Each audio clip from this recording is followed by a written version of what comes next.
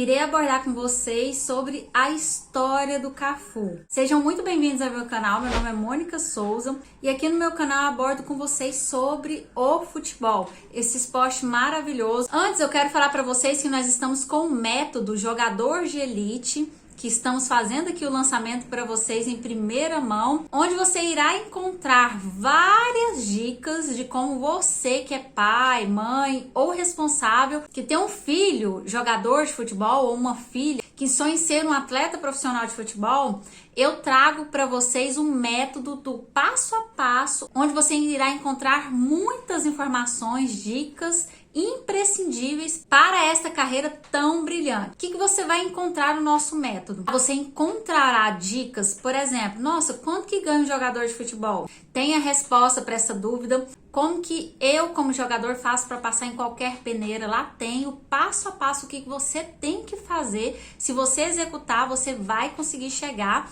a ser um jogador profissional de futebol e ganhar o que 1% só no futebol brasileiro ganha, que é acima aí de 400 mil reais. Ou seja, você já iniciando a sua carreira, ganhando 10, 20 mil, que seja, já está bom para começar. Mas lá eu passo dicas para que você possa se tornar um jogador profissional e ganhar mais dinheiro com a sua profissão. Por isso que eu sempre falo, pais e responsáveis têm um papel muito importante na carreira do filho. Se você é um jogador de futebol e não entrou em uma base de clube ainda, passa esse vídeo para o seu pai, para sua mãe e também para o responsável, para que eles possam entender o que eu estou querendo dizer. Se você tiver interesse, vou deixar o link do nosso método Jogador de Elite logo abaixo para você poder conhecer e acelerar ainda mais o seu objetivo, que é ser um jogador profissional de futebol. Agora eu quero falar sobre uma história muito importante, que é do jogador Cafu.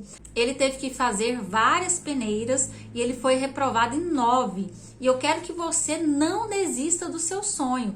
Porque eu vejo o seguinte, ai, Mônica, eu não passei na peneira, eu fui reprovado, aí faz a segunda peneira e vai e desiste. Não é assim que funciona. Você tem que ter um método específico para que você possa passar, incluindo a sua disciplina e também foco. Então vamos agora para conhecer um pouco mais da história do Cafu. E se você já está gostando, já deixe seu like, se inscreva aqui no canal. E eu já vou me despedindo de vocês, mas assistam até o final para vocês pegarem alguns insights e dicas que o Cafu tem para passar para vocês. A primeira passagem para um garoto se transformar num atleta é a peneira. Mas a peneira é mais importante quando você tem condições de fazer a peneira. Eu, por exemplo, eu fui mandado embora de 9 peneiras. Todos os nãos que eu tomei na peneira serviu para que eu pudesse correr atrás do sim. Eu acordava às 4 horas, 4h30 eu ia para o ponto final do ônibus, às 5 horas eu pegava o busão para estar treinando às 9 horas lá na Marquês de São Vicente. Então era extremamente desumana a maneira que nós fazíamos a peneira. E chegar lá você tinha que correr, jogar e rezar ainda para o treinador olhar para você, né? Porque às vezes você ia fazer peneira, o treinador estava olhando os pipa que passava relado do lado de lá e acabava não vendo o que você estava fazendo. Então foi a primeira, foi a segunda, foi a terceira, depois da quarta eu cheguei do mesmo jeito em casa, de cabeça baixa. Meu pai olhou para mim e falou, você foi reprovado de novo na peneira. Eu falei, pai, eu fui de novo pela quarta vez. Ele falou, filho, lembra que eu falei para você, são barreiras que colocaram na sua vida que só você pode superar. Aí passou a quinta, sexta, sétima, oitava, né? E eu fui mentalizando aquilo, né? Na oitava peneira, que não deu certo, né? Foi muito engraçado. Eu cheguei em casa, meu pai estava voltando do trabalho, eu de cabeça baixa. Falei, pai, eu fui fazer peneira hoje, né? Meu pai foi, aí eu falei pra ele, eu sei, pai, são barreiras que colocaram na minha vida que só eu posso superar. O senhor já falou isso umas 8 vezes. Eu falei, olha, eu vou continuar falando a vida inteira, até ver o dia que você vai superar essa barreira. Aí eu fui pro Itaquaquecetuba. Do Itaquaquecetuba eu fui fazer um jogo amistoso contra o São Paulo, contra o Júnior do São Paulo, o mesmo treinador que já tinha me dispensado mais de 3 vezes. E naquele jogo amistoso eu vi a oportunidade. Falei, poxa, é a chance agora de eu demonstrar para o treinador que eu tinha valor. Porque agora ele vai me ver jogando contra o time dele. Ele vai ver que, de repente, eu tenho condições. Aquele jogo eu joguei tudo que eu podia e não podia. E depois do jogo amistoso, o treinador do São Paulo virou para o nosso treinador e falou, olha, eu gostaria que ficasse 3 atletas do seu time aqui no São Paulo para a gente trabalhar um pouco melhor eles para ver se tinha condições. E um desses 3 atletas era eu. Mas o detalhe não foi esse, não para por aí. Eu estava indo uma semana fazer teste no São Paulo sem os meus pais saberem. Porque para os meus pais eu estava indo para Itaquaquecetuba treinar e jogar.